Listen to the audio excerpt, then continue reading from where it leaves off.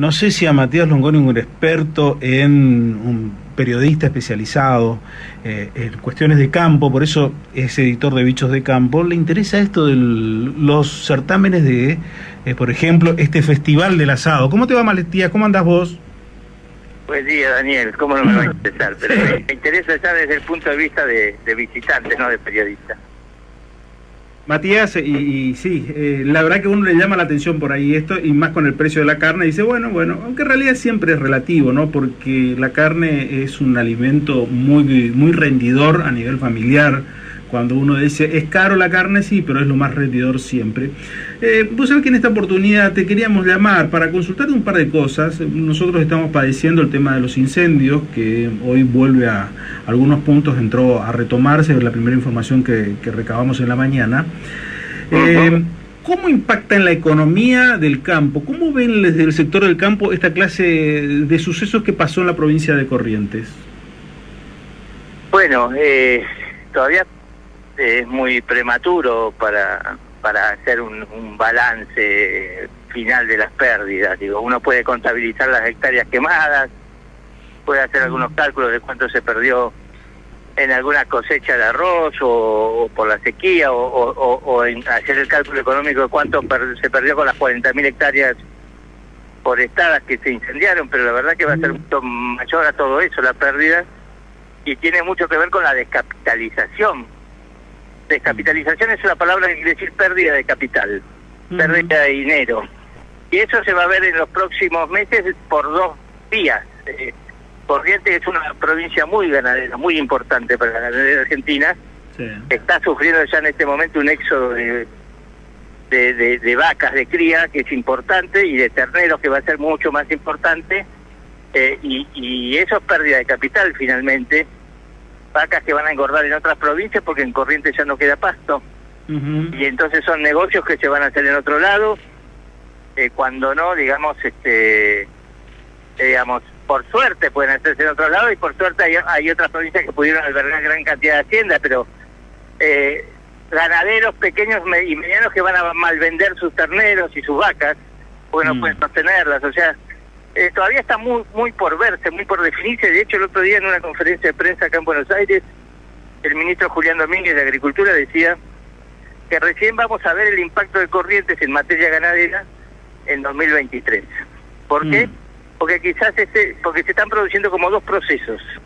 Uno inmediato, que tiene que ver con que los correntinos que no pueden sostener sus vacas porque no tienen pasto para darle de comer, se desprenden de esas, entonces crecen los indicadores de oferta. Entonces parece que Corrientes está vendiendo mucha hacienda, y entonces los frigoríficos están bien abastecidos. Pero esa vaca que se vende hoy, que se adelanta su venta, es la que va a faltar en 2023, es el ternero que va a faltar en 2023. Claro. Y en ese sentido me da la sensación de que el ministro tiene razón. Vamos a ver esto resentiendo la oferta de carne dentro de varios meses, ¿no? La próxima zafra de terneros y con todas las dificultades. Y eso es pérdida de capital, finalmente. Claro, esa será una de las pérdidas que uno va a entrar a sentirla, a verla, ¿no? En la economía, el contexto económico. Y estos tipos de hechos no te sirven para replantear en realidad qué conviene hacer, en el sentido de decir, si conviene seguir apostando a la ganadería exclusivamente, conviene apostar a la forestación, que en el proceso y todo esto, ¿crees que eso se replantea al campo, se replantean desde el gobierno? No, a ver, bueno, si Corrientes hace ganadería en la cantidad que hace es porque tiene condiciones para hacer ganadería y porque no tiene tantas condiciones o aptitudes, suelos de aptitud agrícola. En materia agrícola, digamos, Corrientes es importante en arroz, claramente la principal productora, pero se hace en zonas muy delimitadas, algo en horticultura. Pero lo que son cultivos extensivos que podrían cubrir la superficie ganadera, la verdad que no prenden en Corrientes o ofrecen mucho riesgo y bajo rinde. Entonces, si son ganaderos es porque tienen buenas pastizales, buenos pastos naturales y tienen cultura ganadera. No creo que todo ese área además pueda ir a otras actividades. La forestación se ocupa 500.000 hectáreas en Corrientes y la verdad que es un negocio que en la Argentina no funciona desde hace 2 décadas. Entonces, imagínate si todos van hoy a hacer forestación. Primero, los altos costos de implantación, El Estado te subsidia una parte, pero te lo paga a los premios dentro de 5, 6, 7, 8 años en pesos con un país con inflación. Entonces, es un negocio para grandes capitales el de la forestación, no es un negocio para pequeños y medianos productores. Y la verdad que yo le veo destino ganadero y me parece que lo hace muy buena ganadería. Tiene un rol clave, digamos, la ganadería correntina. Es la segunda fábrica de terneros de la Argentina, después de la cuenca del Salado en Buenos Aires. Y esto es muy meritorio porque, bueno, es la fábrica de nuevos terneros que son la fábrica de carne. Lo que pasa que, bueno, tuvo esta desgracia y hay que trabajar para recomponer lo antes posible la situación. Y entonces hay que tratar de sostener la mayor cantidad del stock de vacas en Corrientes. ¿Y esto cómo se hace?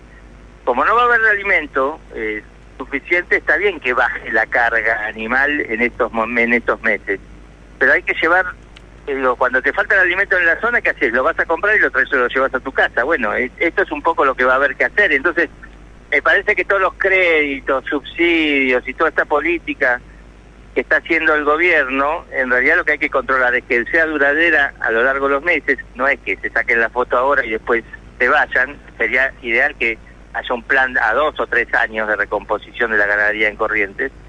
Y por otro lado, digamos, debiera ser apuntando a esto, a tratar de recuperar la reserva de forraje lo antes posible.